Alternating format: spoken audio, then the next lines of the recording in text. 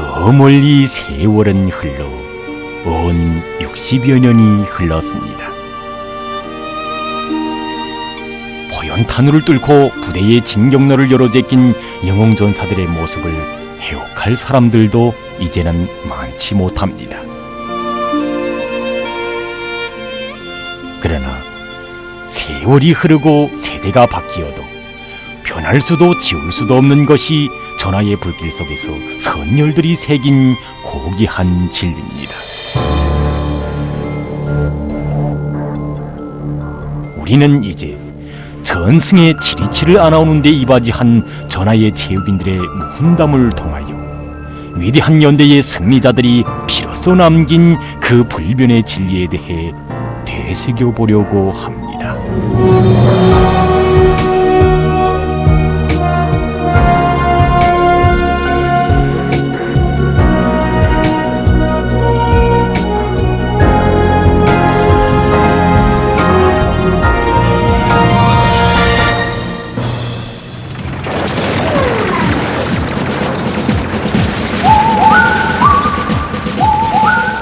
(1950년부터) (1960년까지) 우리나라 체육활동연대표를 펼쳐보면 육상 800m, 1500m 달리기 종목에서 언제나 1등의 자리를 양보하지 않은 그런 선수가 있었습니다. 그가 바로 박구람 동지였습니다. 달리는 속도가 마치 화살 같다고 해서 붉은 화살로 불리웠던 박구람 동지는 우리나라 초대 체육 명수였고 우리 주체체육이 배출한 공은 체육인들 중에 한 사람이었습니다. 우리 체육사에 뚜렷한 자욱을 새긴 그가 가열했던 지난 조국해방 전쟁 시기 서울 해방의 돌파구를 연 땅크병들 중에 한 사람이었다는 것을 아는 사람은 아마도 얼마 많지 않을 것입니다. 우리 아버지는 서울해방 전투 때 대대장 지휘땅크에 포장을 했다고 합니다. 그때 대대장 지휘땅크가 선두에 앞장을 섰는데 서대문 형무소를 비롯한 주요 거점들을 점령하는 데서 한몫 단단히 했다고 합니다.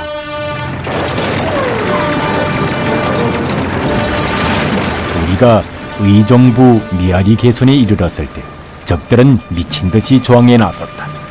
순식간에 산과들은 한 치 앞도 가려보기 힘든 포연 속에 잠겨버렸다. 뜨거운 열풍과 매캐한 초연내, 습한 대기로 땅구하는 불도가니가 됐고 몸은 온통 땀주머니가 돼버렸다. 아버지한테서 들었는데 땅크는 이렇게 쇳덩어리로 둘러막혀 있기 때문에 몹시 답답하고 또 진동이 너무 세서 이 땅크병들이 이렇게 누울 육체적 국한점을 넘겨야 하곤 했다고 합니다.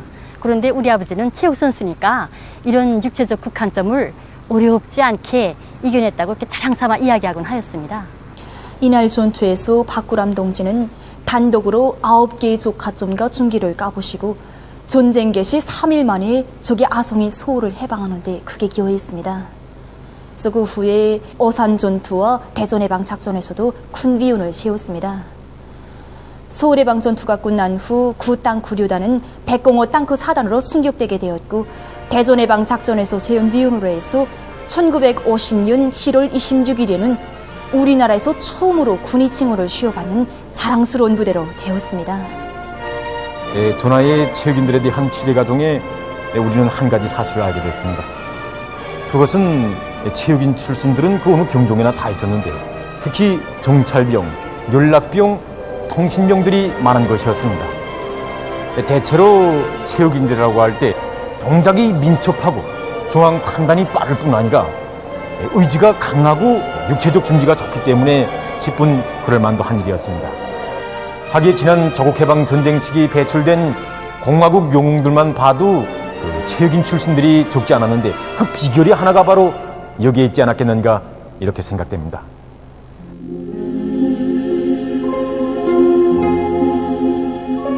남달리 체육을 사랑한 전하의 영웅들. 두 팔과 온몸에 부상을 당하고도 불사신이 되어 조국의 고지를 사수한 조군실 영웅. 그도 학창시절 원산지에 소문난 축구 선수였고 군수물자를 지켜 한 목숨 서슴없이 바쳐 싸운 공화국 영웅 황정수 동지도 당시 평양공업대학의 이름난 배구 선수였습니다.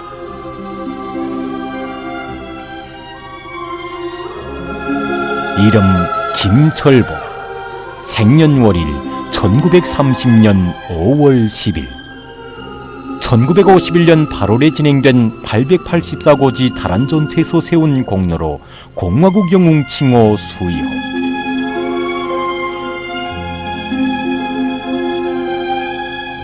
김철복 동지는 지난 저국해방 전쟁 시기 884거지 탈환 전투에서 빛나는 위운을 세운 공화국 영웅이었습니다. 당시 족들은 저들의 군사 여충지였던 884거지에 철통 같은 방어진을 구축해 넣고도 모자라 그 중원부대까지 끌어들이려고 획책하고 있었습니다. 족 중원부대가 도착하기 전에 시급히 이 거지를 점령해야 했는데 여기서 제일 난 문제가 족들의 용구 하점을 까부시는 것이었습니다. 이 중대한 임무를 과연 누구에게 맡길 것인가? 착잡한 생각으로 못애기던 지휘관의 머릿속에 제일 먼저 떠오르는 사람이 있었습니다. 그가 바로 김철복 소대장이었습니다. 우리 아버지는 유능한 야구 선수였습니다. 그래서 수류탄을 굉장히 잘 던졌다고 합니다. 인민군 체육 경기대에서 아버지가 수류탄 던지기 그 종목 경기에 나갔댔는데 수류탄 던지기는 그 미닫으로 하지 않습니까? 근데 68m라는 그 먼 거리를 던져서 거기 있던 사람들이 다 깜짝 놀랐다고 합니다.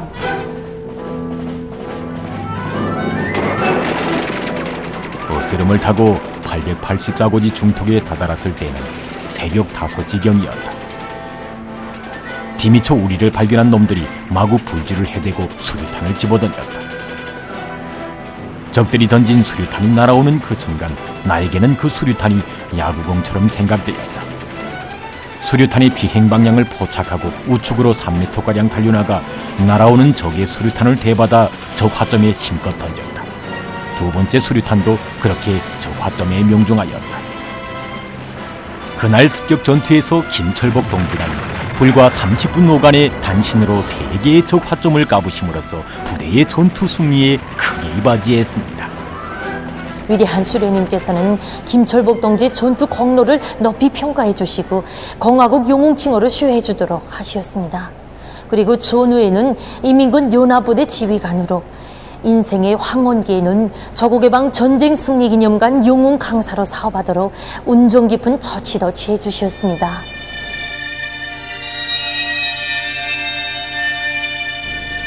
사람들은 리스복 영웅 하면은 1211거지 전투 때 적의 화점을 막아 부대의 덜격로를 이은 육탄 영웅, 남달리 시를 사랑한 병사 시인으로만 알고 있습니다.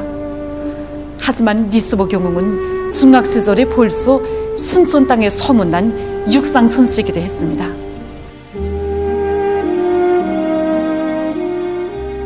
여기는 영웅의 중학 시절이 흘러간 리수복 순천화학공업대야. 지금은 나라의 유능한 화학공업 기술 인재들을 키워내는 대학이 서 있지만 당시까지만 해도 여기에는 그리 크지 않은 중학교가 자리 잡고 있었습니다. 우리는 영화나 도서들을 통해서 리수복 영웅의 생애 마지막 순간에 15발자국에 대해서 잘 알고 있습니다. 거리상으로 놓고 보면 20m 안팎이지만 불 뿜는 화점을 향해서 달려나간다고 생각할 때 결코 짧은 거리가 아니라고 생각합니다. 더욱이 리수복 영웅은 부상당한 몸이었습니다. 강한 정신적 준비와 함께 튼튼한 육체적 준비가 없이는 해낼 수 없는 것이라고 생각합니다. 그래서 저는 우리 교직원 학생들에게 학습도 잘하고 생활도 잘할 뿐만 아니라 체력을 튼튼히 단련하기 위한 사업에 언제나 힘을 놓아야 한다고 늘 강조하곤 합니다.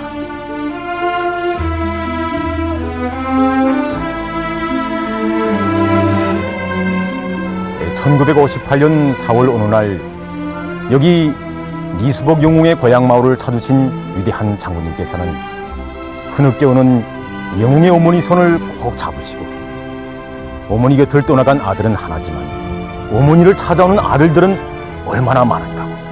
어머니 아들은 이 나라 모든 사람들의 심장 속에 영원히 살아있다고 뜨겁게 교시하셨습니다.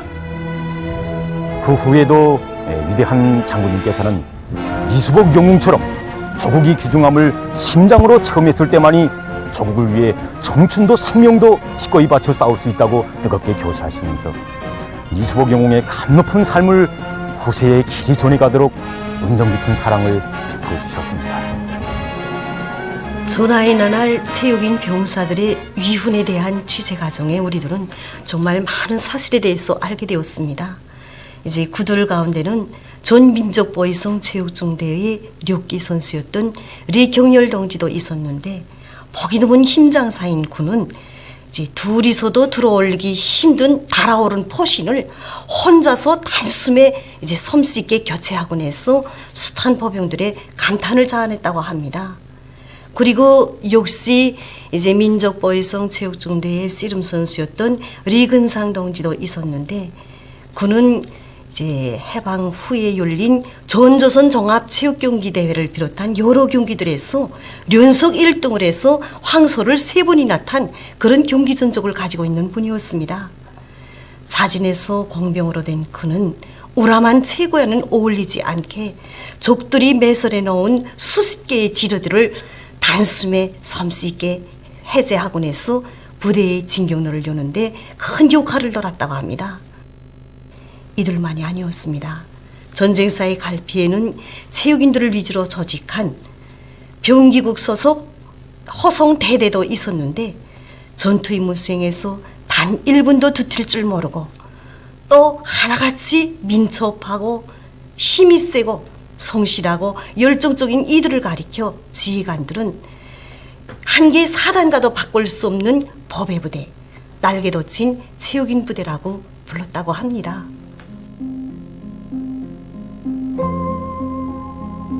유명 무명의 인민군 열사들의 넋이 깃들어 있는 원산시 인민군 열사 추모탑. 열사들 가운데는 해방 후 인민들 속의 기계다리로 불리웠던 해군 중위 호죽산 동지도 있습니다. 겨의사오도 같은 몰기 기술과 기계와 같은 정확한 찬호키로 사람들의 심금을 틀어잡던 축구 명수. 공화국이 창건된 후 우리나라 선수들이 처음으로 참가한 국제 경기가 1949년 8월에 마자르의 수도 부다페슈트에서 진행된 제2차 세계 청년학생 축전이었습니다. 그때 호죽산 동지는 중앙공격수로서 10번을 달고 출전했었는데 그의 위력한 특기인 180도 휘돌려 차기가 얼마나 정확하고 위력이 있었던지 그에 대한 소문이 온 유럽 땅에 퍼졌습니다. 그때 외국의 한 축구 감독은 자기 팀의 선수 3명을 내놓고서라도 조선의 10번 선수를 데려가고 싶다고 자기의 솔직한 심정을 터놓기까지 했습니다.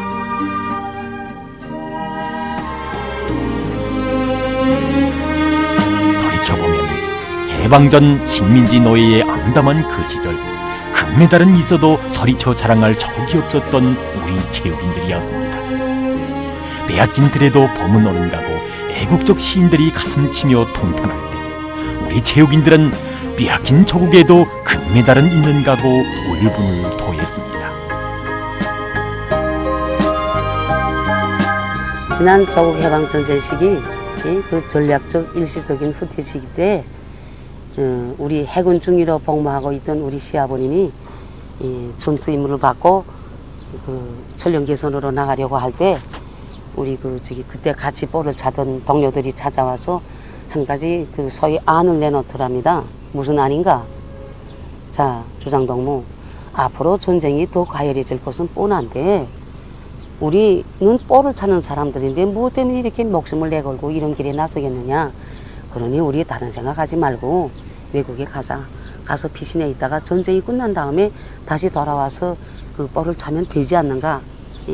이렇게 말하더랍니다. 이때 저희 시아버님은 너무 오기 막혀서 말을 못하고 계시다가 당신들 생각해보라. 우리가 이국 땅에서 갈 것이 없어 동쪽으로 서쪽으로 밀려다닐 때 누구 하나 우리를 품어주는 사람들이 있던가. 그러나 오직 위대한 김일성 장군님께서 우리를 잊지 않으시고 다 품어 안고 조국에서 사람들까지 보내줘서 기차히 태워가지고 올 때 우리가 얼마나 희열이 넘쳐서 만세를 부리고 요란하게 기뻐했던가, 이걸 생각해보라. 그 후에 조국에 와서 우리가 얼마나 행복한 생활을 누렸고 보람찬 훈련과 경기 생활을 했던가, 이거 생각해보라. 응? 좋다. 당신들 신념이 그렇다면 가라. 응? 당신이 아니라도 전쟁이 끝난 다음에 뻘찰 사람들은 많다는 거. 응? 그러나 나는 죽어도 하늘이 무너져도 나는 그렇게 못한다는 거, 이렇게 그자들과 단호히 결별하고 전선으로 나가셨다고 합니다.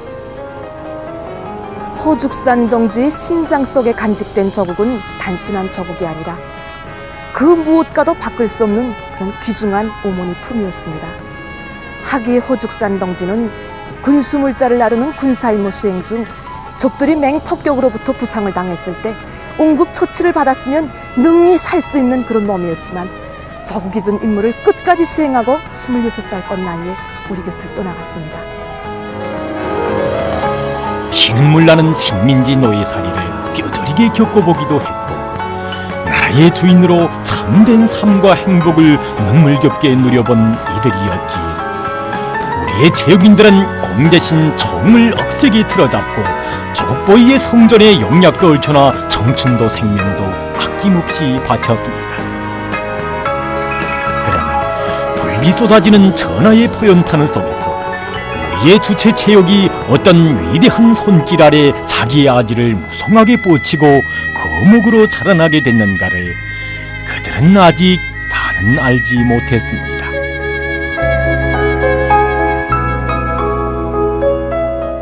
그럼 이에 대해서는 다음 시간에 계속해서 보내드리겠습니다.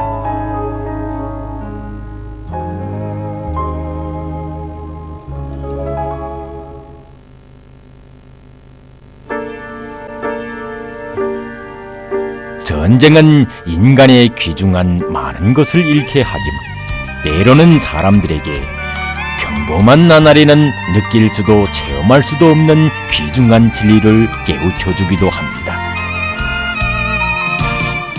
하다면 세계 전쟁사에 유례 없이 가열처절했던 3년간의 조국해방 전쟁에서 우리 인민은 무엇을 체험했으며 무엇을 새겨안았는가?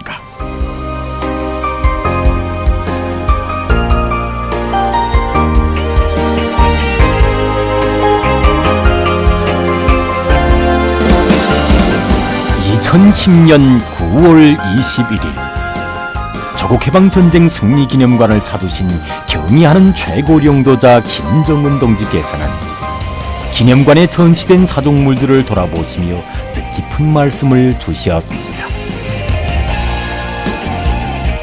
조국해방전쟁 시기 수령님께서 배구 경기를 보아주시는 사진문헌을 보면 우리 수령님께서 얼마나 든든한 배심을 가지고 여유 있는 싸움을 하셨는가 하는 것을 잘 알 수 있습니다.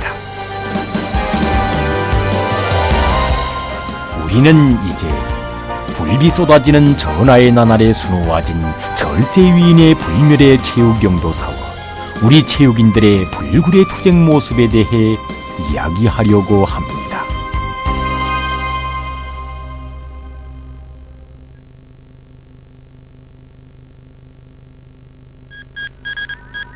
수호자와 침략자 간의 치열한 대결전으로 날과 달이 흐르던 1951년 12월 15일 최고사령부에서 날리는 하나의 전파가 싸우는 고지의 산발마다에 울려 퍼졌습니다. 최고사령관 명령 제0644호 체육부 및 인민군 체육단 조직에 관하여 체육단을 조직할 때 대한 명령서를 받은 지휘관들과 병사들은 정말 깜짝 놀랐습니다.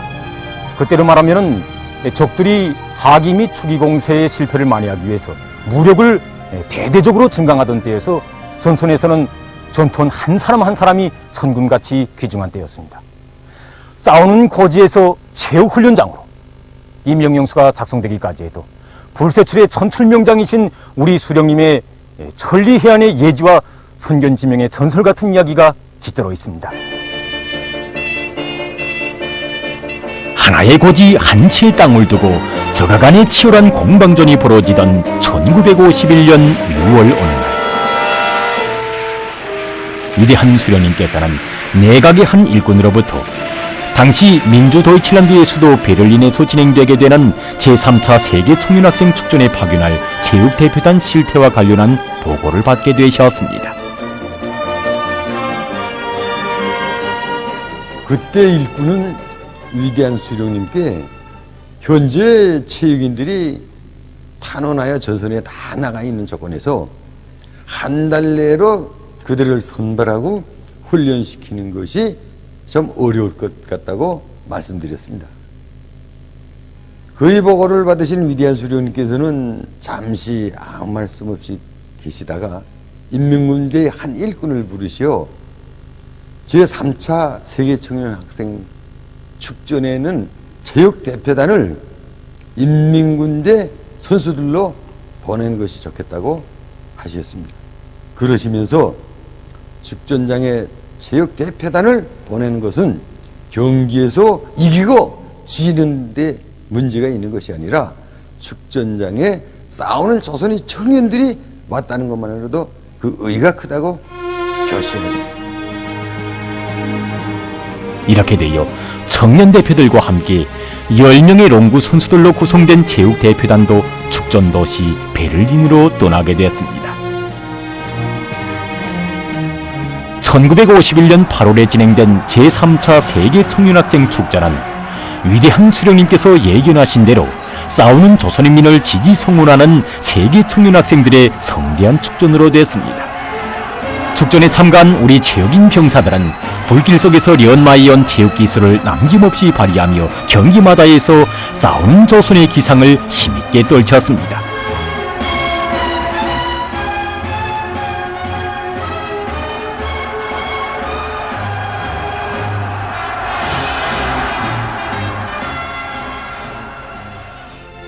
(1951년 9월) 어느 날 최고사령부 작전실에서 축전에 참가했던 대표들이 돌아왔다는 보고를 받으신 위대한 수령님께서는 못내 반가워하시며 우리 체육인들이 경기에 나가 잘 싸웠다고, 한창 전쟁을 하다가 총 대신 공을 잡고 달려가서 아주 잘 싸웠다고 높이 치하해 주셨습니다.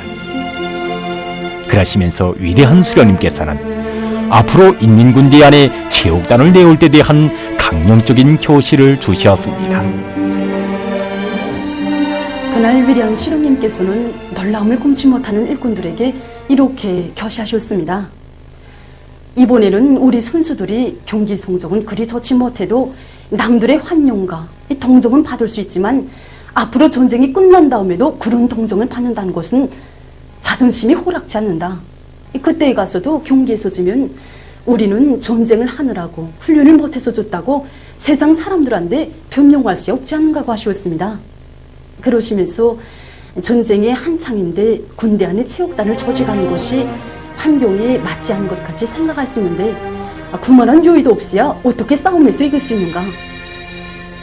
전쟁의 승패는 이미 결정된 것이나 다름없으니 체육인들 한 100명쯤 뽑는다고 전선이 찍겠는가 하시면서 정말 허탕하게 웃으셨습니다. 최고사령관 명령 0644호는 이렇게 작성됐고 전우들의 뜨거운 발해음을 받으며 체육인 병사들은 조국이 부르는 또 하나의 새로운 전장 체육훈련장으로 떠나갔습니다.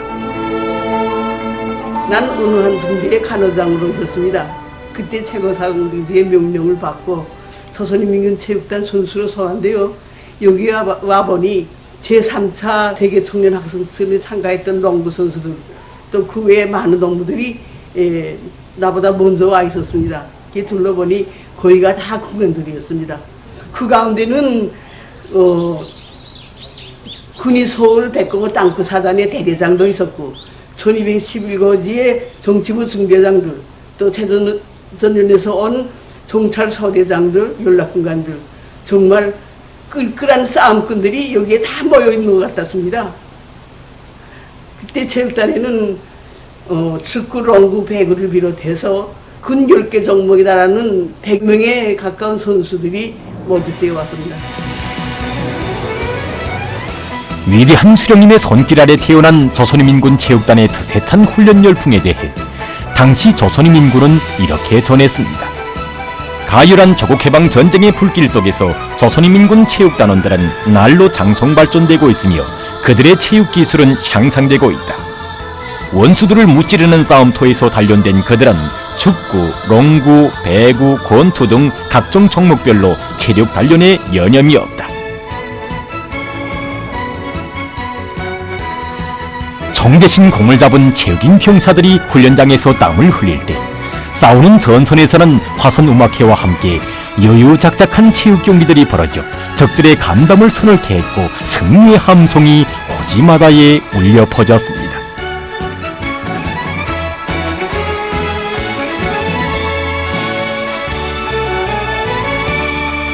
(1952년 5월 1일) 건지리의 하루는 주체체육사와 더불어 특기할 뜻깊은 날로 기록되어 있습니다. 이날 위대한 수령님께서 인민군 장병들과 우리나라에 와 있던 외국 손님들과 함께 조선인민군 체육단 여자 배구 선수들과 최고사령부 장령 군관들과의 배구 경기를 몸소 지도해 주셨습니다. 원래 그날 배구 경기는 여기서가 아니고 저 앞에 있는 넓은 앞마당에서 하게 되어 있었습니다. 그런데 그때 위대한 수령님께서는 최고사령부를 노리는 적들의 책동으로 해서 이미 그곳은 노출됐을 수 있다고 하시면서 때없이 달려드는 적기들의 공습으로 기중한 우리 체육인들을 잃을 수가 있다고 하시며 하룻밤 사이에 경기장을 여기 옮기도록 해주셨습니다. 1952년 5월 1일 우리는 위대한 수령님을 모시고 배구 경기를 하는 영광을 지녔습니다. 그때 오해 수령님께서 나오시자 우리는 거기에 눈길이 자꾸 갈려 경기를 제대로 하지 못해서 예전에는 졌습니다. 그럼에도 불구하고 오해 수령님께서는 잘한다고 박수를 쳐주고 고무해 주셨습니다. 예, 경기가 끝나는 우리들을 먼 가까이 불러주시고 일일이 손잡아 주시면서 오늘 경기를 참 잘했다고, 그 순간 타격과 불의 공격, 이거는 우리 전쟁에서 불의의 그 습격과 같은 것이라고 하시면서 우리식의 배구 전법과 훈련 방법들을 일일이 가르쳐 주셨습니다.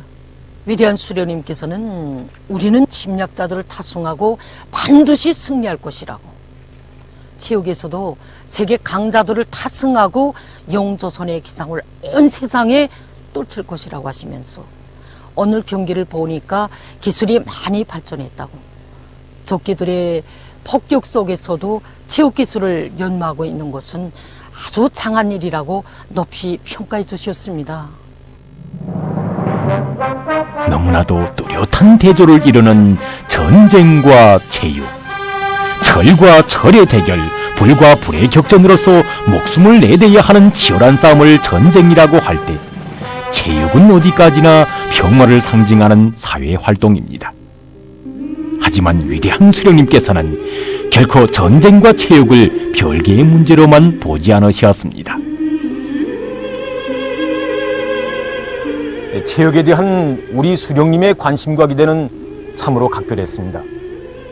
그것은 생사를 판가리하는 전쟁 시기에 우리 수령님께서 직접 16번을 단 운동복을 입으시고 항일혁명 투사들과 함께 축구 경기를 하신 그 사실 자체가 잘 말해주고 있습니다.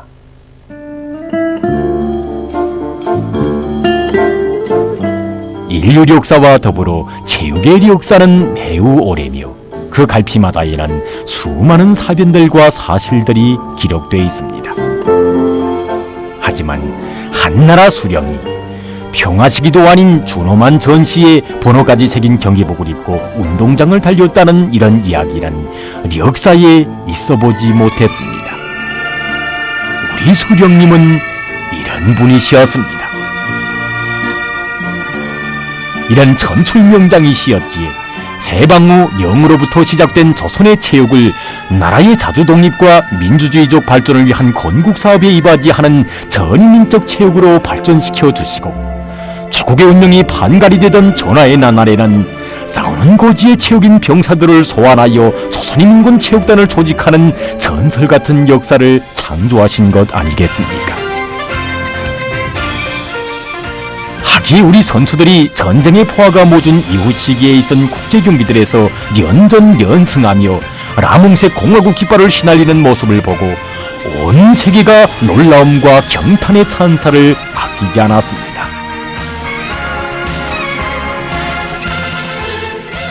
(1956년 8월 10일부터 9월 10일까지) 프랑스 파리에서 제2차 세계 여자 배구 선수권 대회가 있었는데, 그때 우리 선수들이 처음 경기한 게 브라질하고 경기했습니다.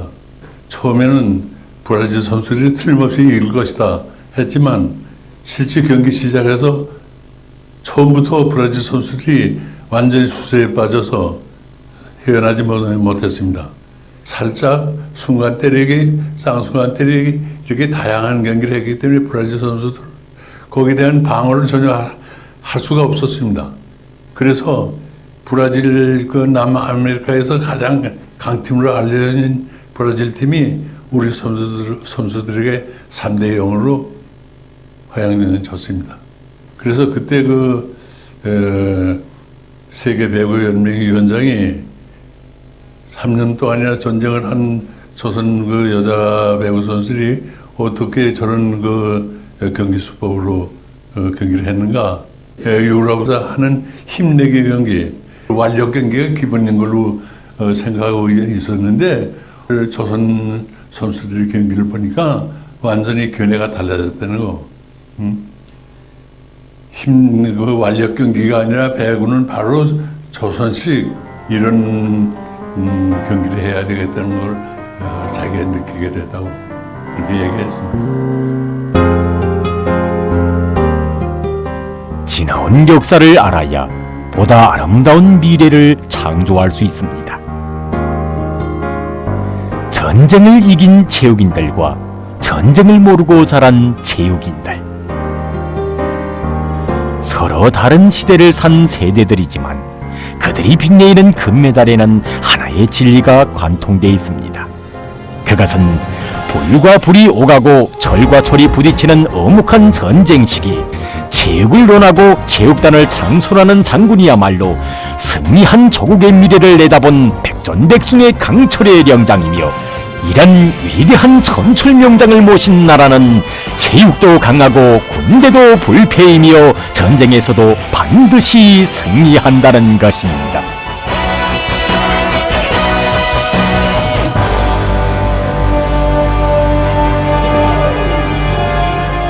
승리에 치리치리 새겨주는 이 불변의 진리란 세월이 변하고 세대가 바뀌어도 인민의 심장 속에 고귀한 유산으로 삶과 투쟁의 좌우명으로 영원히 아로새겨질 것입니다. 사랑사다 승리와를 펼쳐가는 힘많은 전포, 승리 오직 한 길, 조선의 길